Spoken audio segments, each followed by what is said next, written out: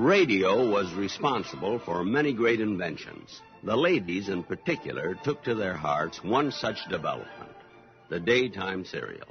Now, this kind of drama was unique and owed its success, I imagine, to the fact that it dwelt on real kinds of problems that were solved 5 days a week. The characters became family friends. Listeners wrote with advice, sent anniversary gifts, holiday cards, and remembered birthdays. It didn't take long for the daytime serial to be known affectionately as the soap opera, named after the sponsors. Let's listen in. Oh, Lorenzo Jones. The rocky road that winds through Joyland Amusement Park, the Jones' latest venture, is paved with good intentions, the chief of which is Lorenzo's plan to sell his newly discovered sulfur water as a cure-all. He's persuaded Bell to let him try it out, using their chicken barbecue stand as a base for operations. Lorenzo's nephew, Henry Whitcomb, thinks, as always, that his Uncle Lorenzo has something there. Henry's wife, Nellie, suddenly stage-struck, is interested in a screen test, ever since a moving picture director working with a group of actors in Townville has casually asked Nellie to come over and watch them work. Today, Lorenzo, Bell, and Henry are at the barbecue stand preparing for the first customers to try out Lorenzo's sulfur water. Let's listen. All right, Henry, now if you'll grab hold of the other end of this barrel of sulfur water, we'll set it right here on the counter of the barbecue stand. Now, Lorenzo, you and Henry be careful. Don't knock over those glasses and dishes I've stacked up. All right, we'll be careful, Aunt Belle. Easy, Henry. Turn to this side with the spigot facing us. Yeah, that's right. There. Now, my good wife, we're ready for the crowd that'll come here today to try out my sulfur water. Well, dear, I only hope your new health drink won't interfere with the sale of my barbecued chicken. Well, Belle, you see, the healthier they get imbibing my super sulfur potion, the more portions of chicken we'll sell. That's right, Uncle Lorenzo. Sure. The healthier I feel, the more I want to eat. Gee, do you think we'll have a big crowd out here today? Big crowd, Henry. Well, here comes the first auto of the cavalcade now. You'll find people coming out in droves, thanks to the power of American advertising genius. Another $50 worth of handbills judiciously distributed, and we'll have everybody in the world calling for sulfur water. Well, dear, maybe you're right, but aren't we supposed to have a permit or a license to sell a health drink? Well, a permit to help people gain their vim, vigor, and vitality? Well, Belle, who ever heard of the Good Samaritan with a druggist license, huh? I suppose I'm wrong, but things are always happening to us. The following program will be interrupted for any important war bulletins.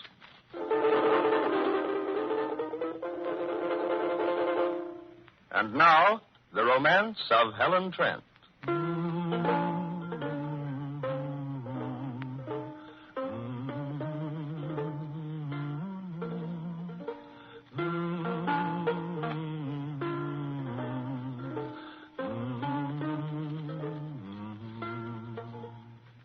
The romance of Helen Trent.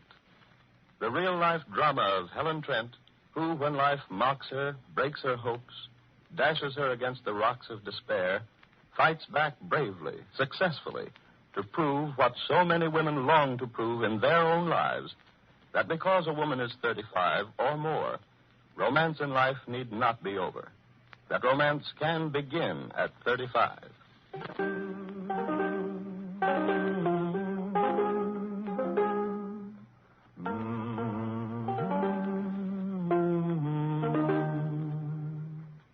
Now for our story of Just Plain Bill. Danger threatens Bill Davidson and Nancy, his beloved daughter, and Kelly Donovan, her husband, because of the mysterious, sinister actions of Ira Brewster, who beat Kelly for district attorney by lying about Nancy's supposed parentage. Why, it's you, Mr. Willoughby. Hello, Bill. Well, I didn't expect to see you way down here in Hartville again tonight. Why, you look all in. I am rather tired, Bill. It's been a long, confusing day for me. Here, Mr. Willoughby. Sit down. Let me call Nancy. She's back in the kitchen. I'll have her bring in some hot coffee. Maybe you'd like something to eat. Oh, no, Bill, thanks. Don't bother, Nancy. Oh, Nancy will want to hear whatever you've got to tell me. Oh, Nancy? Yes, Daddy? What is it? Mr. Willoughby's here. You better come in. Oh, and bring some coffee, will you? Oh, yes, Daddy. I'll be in a minute. Life was never simple and easy for the real-life characters in our soap operas. Marriage, separation, illness, even death played a part. The heroines came from all walks of life, even from the theater itself. And now, Mary Noble, backstage wife. Mary has been the victim of a false friend, Armand Dalubac, who took her diamond engagement ring with the promise of having it repaired. But instead, Armand pawned the ring and tried to blackmail Mary and Larry. And when Marcia Mannering tried to make it appear that Mary was in love with Armand and had given the ring to him, she turned Larry violently against her. And thereupon, Marcia conspires with Armand to get even with Mary and Larry. When Mary and Larry later discover that the ring has disappeared from the shop, Mary is heartbroken, and Larry resolves at last to notify the police. Well, Mary, here's our story in all the afternoon papers. Yes, Larry, I've seen it. Famous actor reports theft of wife's jewels to police. A very concise and accurate statement of facts, I'd say. And you certainly can't feel that this is very damaging publicity, Mary. You got around it very nicely, Larry. Well, the police have cooperated, too, in not revealing anything to the press except what's printed right here. But I still have the sinking feeling that something bad's about to happen, Larry. The doom's hanging over our heads. Well, I've managed so far to keep those reporters from getting a hold of me. They've been banging at the door all morning, clamoring for more details, but if I can just continue to duck them, I don't think that any more will leak out. Oh, it's not only the reporters I'm afraid of. What do you mean? You're taking this thing awfully hard, Mary. Oh, Larry, what's going to happen when or if the police do catch Armand or whoever it is that has my ring? Well, we'll just get the ring back and prosecute the scoundrel, that's all. But don't you see, you'll still have to go through all that mess of a criminal trial. All right, baby, so what? But unless we can be perfectly sure of presenting the facts believably, the public will turn against you. They might think on the face of it that you're prosecuting an innocent man. Mary, I wish you wouldn't be arguing against me in this thing. I've done what I think best in order to get back your engagement ring. I know you have, Larry, dear, and I love you for it. As radio changed its role, old favorites faded from the scene. For example, I know that many people shed a quiet tear with Ma Perkins. I suppose our youngsters would say cornball or square.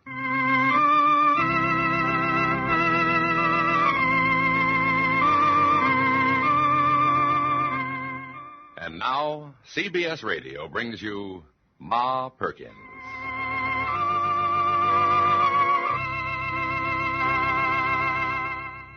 Well, what could be more appropriate today than to turn the clock back to join Ma and the folks at Thanksgiving dinner? Ma and the family have so much to give thanks for. Let's join them all. They haven't yet sat down. In the kitchen, we find Fay and Evie and Ma. Listen.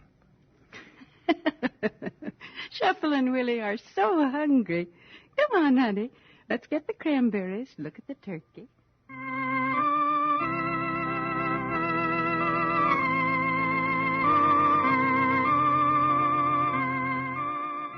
And now, here's Ma again. Thank you, Dan. This is our broadcast number 7065. I first came here on December 4th, 1933. Thank you for all being so loyal to us these 27 years. The part of Willie has been played right from the beginning by Murray Forbes. Shuffle was played for 25 years by Charles Eggleston, and for the last 2 years by Edwin Wolfe, who was also our director. The Fay you have been hearing these past few years has been Margaret Draper, and the part was played for many years by Rita Ascott. For 15 years, our Evie has been Kay Campbell. Helen Lewis plays Gladys, and Tom Wells has been played by both John Larkin and Casey Allen. Our announcer is Dan Donaldson. Our writer for more than 20 years has been Orrin Tavroff. Ma Perkins has always been played by me, Virginia Payne.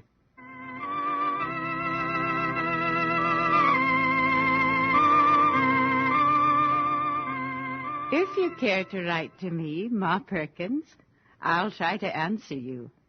Goodbye, and may God bless you.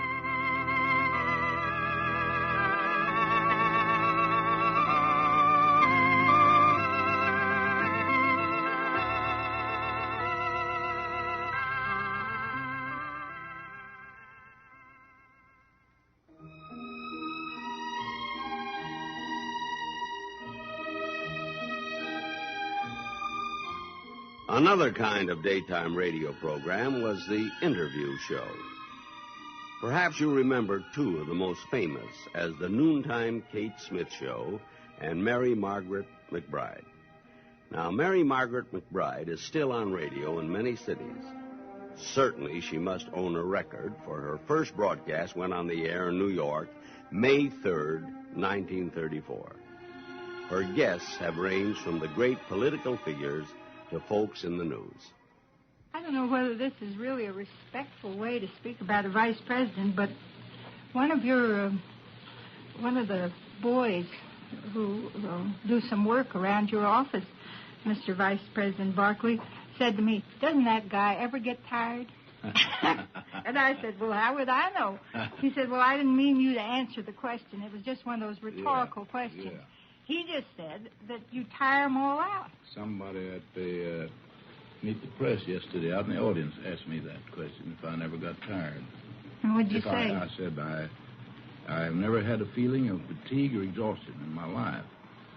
I've always worked hard, but it may be a bad thing, because if I got tired, I might go off and lie down and rest now and then. But never getting tired, I just keep on. Uh-huh. That's my answer, and that's the truth. I never do have a sense of fatigue or exhaustion. Never in your whole life. I bet you that means you don't worry. No, I don't, really. I don't mean that I don't think things over seriously, but I've got a philosophical view that worrying, it doesn't solve anything. And they tell me it creates ulcers in the stomach. Yes, I've known them to get it, too. Now, Mrs. Barkley, you can tell us whether he really lives by this or whether this is one of those things men say now and then. No, it really is true. I can't possibly keep up with him, and I can tell you a cute little story about him that someone told on him when he was campaigning in 1948. It was either in 48 or 50. And he was touring very, very terrifically heavy schedule over Kentucky in a very small plane, which was piloted by a good friend of his, and a couple of the young men that were helping my husband out were along also. And he'd been hopping all over Kentucky for weeks and speaking here, there, and everywhere, making 5 and 6 speeches a day, and he had all the men absolutely beat down. He, of course, feeling perfectly fine. They got in the plane to take off to go on to their next engagement, and the pilot, who's an old friend of my husband's, said that he just absolutely was so worn out from this terrific campaign and from trying to keep up with him with not nearly enough rest for an ordinary, normal person to go on, that he was at the controls, of course, and to his utter horror, he suddenly came to and realized that he had dozed and found the vice president very calmly just flying the plane. He knows nothing about it whatsoever at all, absolutely nothing. And the pilot was so frightened for just a minute, he didn't quite know what to do. It gave him an awful shock. And he said, oh my, Mr. Vice President. He said, for goodness sake. And my husband said, well, that's all right, Charlie. He said, you look like you were kind of tired and needed a little nap. Of course, it was one of those little bitty planes, I must explain it, almost fly themselves. Yes, it was Charlie Gartrell. And he said you just whipped him down, absolutely. I don't know how you do this thing.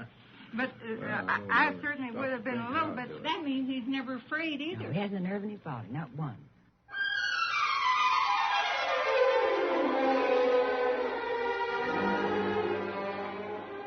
Now, back around 1926, radio invented something else. Sponsors. Sponsors have provided comedians with more jokes than the Los Angeles smog. Red Skelton made his first radio appearance in 1937 on the Rudy Valley Show. And soon after, he was credited with this comment: the longest word in the English language is the one that follows.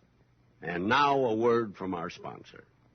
But one of the reasons both radio and television were able to provide free entertainment of the highest caliber was the advertisers who paid the bills. I'm sure you'll find a chuckle or two in these famous radio commercials. The first you hear is from Interwoven Socks, reputed to be the first singing commercial. The singers are the famed Billy Jones and Ernie Hare, who were known as the Happiness Boys. How do you do, everybody? How do you do? Gee, it's great to say hello to all of you. I'm Billy Jones. I'm Ernie Hare. We're the Interwoven Pair. How do you do? Smoke rings, some smoke rings, while a Chesterfield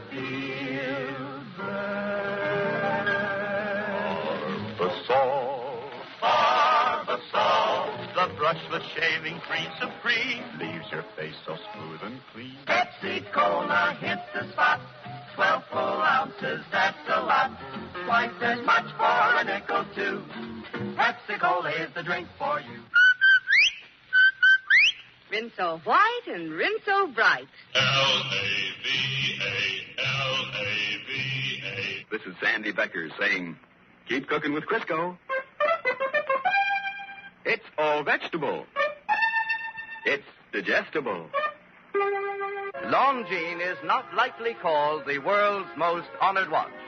For Longines watches have won 10 World's Fair grand prizes and 28 gold medals. Longines watches have also won more honors for accuracy than any other timepiece.